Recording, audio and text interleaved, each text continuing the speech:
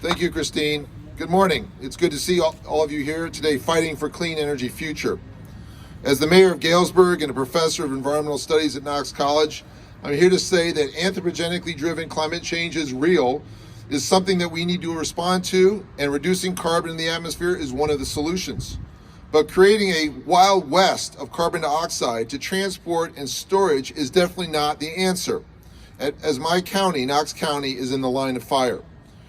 There are two bills being debated in the Illinois General Assembly today that will yield drastically different outcomes for the state of Illinois on carbon dioxide transport and storage.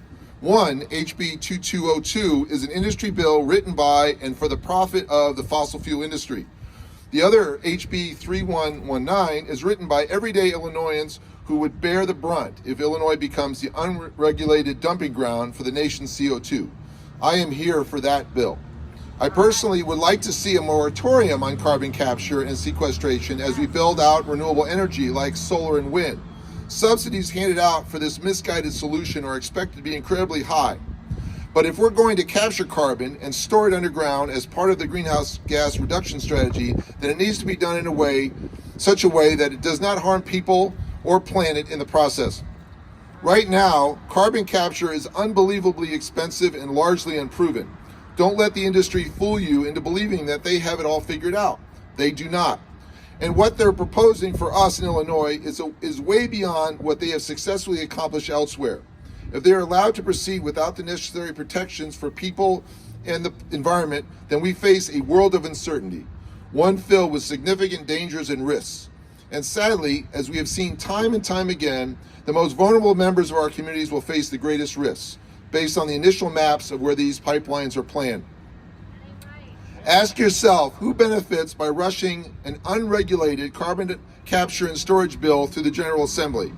Everyday people do not. Big corporations do.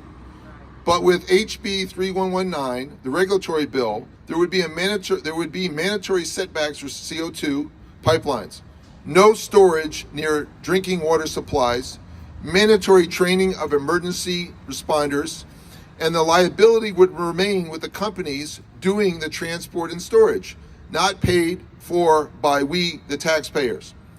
And those are only a few of the benefits of this regulatory bill. I am an elected official and a scientist who studies energy. I am also a proud member of the Illinois People's Action, IPA, but I'm also a constituent. I need my voice to be heard, and so do you. When I leave this podium, I'm going to the Capitol to tell my elected official, safety over expediency and people over profits. Please join me.